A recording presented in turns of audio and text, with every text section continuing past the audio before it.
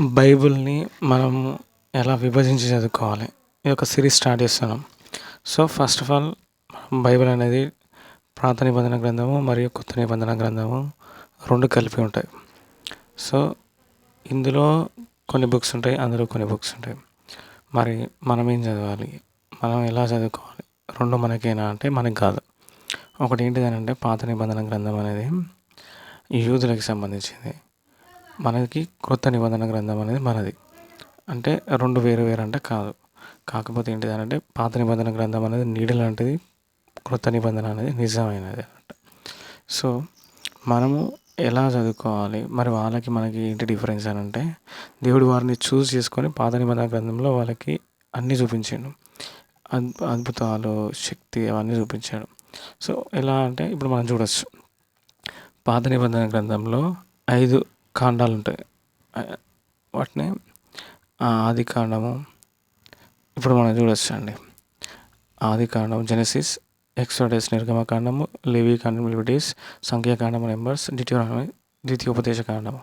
ఇవేంటి అంటే 5 ధర్మశాస్త్ర గ్రంథాలు అంటారు. రిమైనింగ్ ఉన్నాయన్నీ జాషువా, సాంగ్స్ ఆఫ్ యెషయా, ఇర్మియా, యెహెజ్కేలు, దానియేలు, యోవేలు, మీకా, హబక్కు, హగ్గయి ఇవన్నీ ఏంటిదనంటే టోటల్గా అవన్నీ ప్రవక్తల గ్రంథాలు. మరి కొత్త నిబంధనకు వచ్చిందంటే మత్తయి సువార్త, మార్కు సువార్త, మత్తయి, మార్క్, లూకా, జాన్ ఇవేంటి అంటే సువార్తలు. తర్వాత ఈ యాక్ట్స్ అంటే అపోస్తల కార్యం అనేది బ్రిడ్జ్ బిట్వీన్ దట్ అంటే పాత నిబంధన, కొత్త నిబంధనకి ఒక బ్రిడ్జ్ లాంటిది అన్నట్టు. సో, మిగతా అన్నిటి అంటే పత్రికలు, తర్వాత అందులో దర్శన గ్రంథము, ప్రకటన గ్రంథం అంటారు.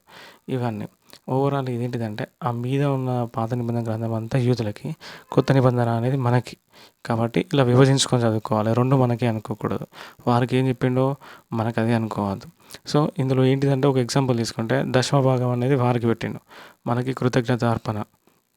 అంటే నీకు దేవుడు ఎంత విధంగా ఆశీర్వదిస్తే ఆ విధంగా. ఇంకోటి ఏంటిదనంటే వారు వ్యభిచరిస్తే తప్పు.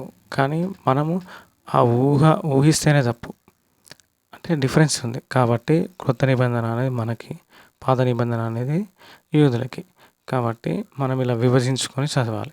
అప్పుడు కన్ఫ్యూజన్ లేకుండా ఉంటుంది ఏది ఎవరికి అని. కానీ పాత నిబంధన ఎందుకనంటే దేవుని యొక్క శక్తి సామర్థ్యాలు, తన యొక్క క్రియలు, తన యొక్క ప్రేమ, కనికరము, కృప ఎలా పోషించాడు, ఎలా నడిపించాడు అనేది మనం అంతా తెలుసుకుంటాం.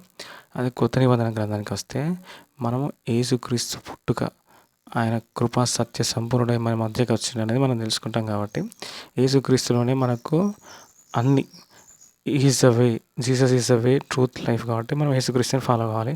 కాబట్టి కొత్త నిబంధన గ్రంథం అనేది మనకు we should follow New Testament. That's it. Thank you. Praise the lord.